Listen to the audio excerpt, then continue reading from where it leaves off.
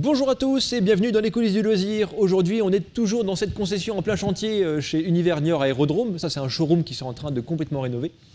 Mais peu importe, aujourd'hui, nous allons aborder un sujet qui concerne la quasi-totalité des camping-cars, des fourgons, etc. C'est les suspensions pneumatiques.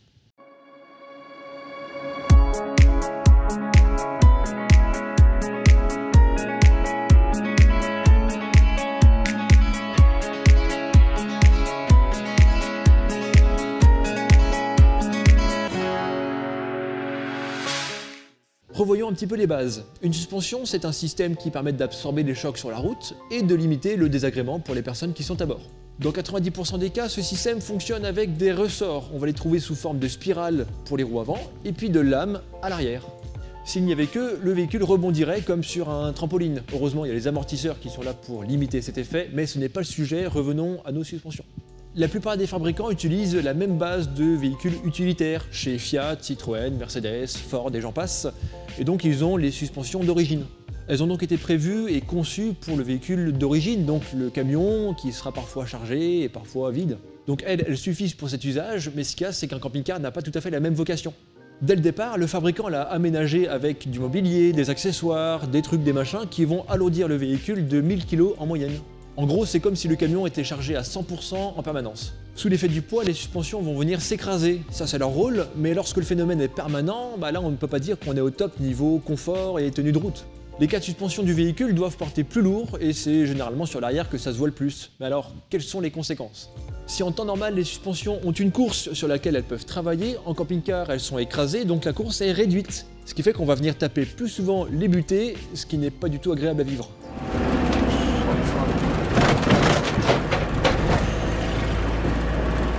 En général, on a le sentiment que ça va casser quelque chose, donc on est obligé de ralentir fortement avant d'arriver au ralentisseur ou au nid de poule, quoi. Et autre conséquence, quand les suspensions sont écrasées, le véhicule est plus bas. Comme je disais, c'est l'arrière qui encaisse le plus, donc le véhicule a tendance à rouler un petit peu sur le cul, ce qui fait que les roues avant vont perdre en motricité et elles vont patiner donc plus facilement. Et puis toujours dans cette position arrière, le centre de gravité a tendance à reculer, ce qui n'est pas bon pour la tenue de route, et puis la direction, elle aussi, sera moins précise. Que des problèmes, me diriez-vous, et pourtant ça sort d'usine comme ça. Alors il faut bien se dire que pour ceux qui font 3 semaines de vacances par an, ça reste un détail qui n'a pas beaucoup d'importance. Par contre évidemment, quand on commence à enfiler les kilomètres et les heures de conduite, là ça devient intéressant de s'équiper de suspensions pneumatiques. L'idée est de venir renforcer les suspensions d'origine pour compenser le poids et ne plus avoir les problèmes que j'ai évoqués juste avant. À l'arrière, on place des boudins entre la lame de suspension et le châssis, on y envoie de l'air sous pression, ça fait gonfler les boudins et voilà. On retrouve une course de suspension beaucoup plus confortable et puis une assiette beaucoup plus adaptée pour la stabilité du camion. Ça ne concerne que l'arrière. À l'avant, on ne va pas mettre de boudin, mais on va remplacer les spirales d'origine par des spirales renforcées. De cette façon, on a résolu sur les 4 roues le désagrément lié au surpoids. Alors si votre budget est limité, ne faites que l'arrière du véhicule. Alors ça ne résout que 50% du problème, mais c'est au moins ça. Ce qui est bien avec la suspension pneumatique, c'est qu'on peut choisir et piloter un peu comme on veut. C'est-à-dire que si l'arrière droit du véhicule est plus chargé que l'arrière gauche, on va gonfler davantage le boudin arrière droit pour compenser. Ça me fait penser aussi à la vidéo qu'on avait fait sur l'attelage, quand on a une remorque ou une caravane qui est à l'arrière du véhicule, ça tasse l'arrière du véhicule. Donc là, du coup, tu gonfles les suspensions pour compenser.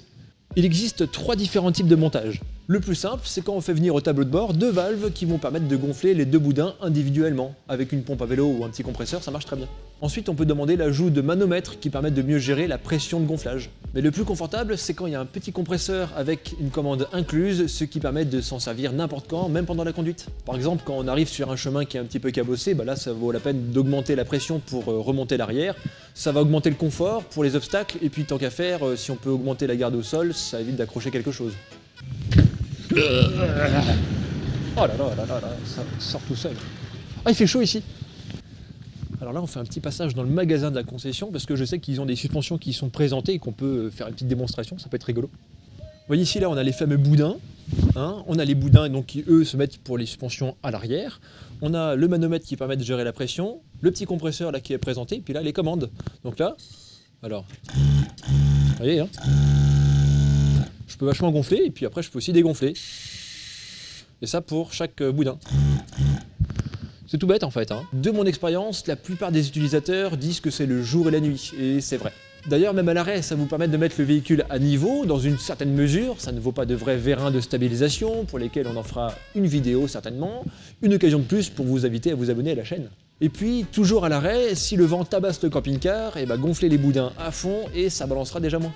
Si vous venez tout juste d'acheter votre camping-car et qu'il n'est pas équipé de suspension pneumatique, mon conseil est d'attendre un petit peu pour vous habituer au confort actuel.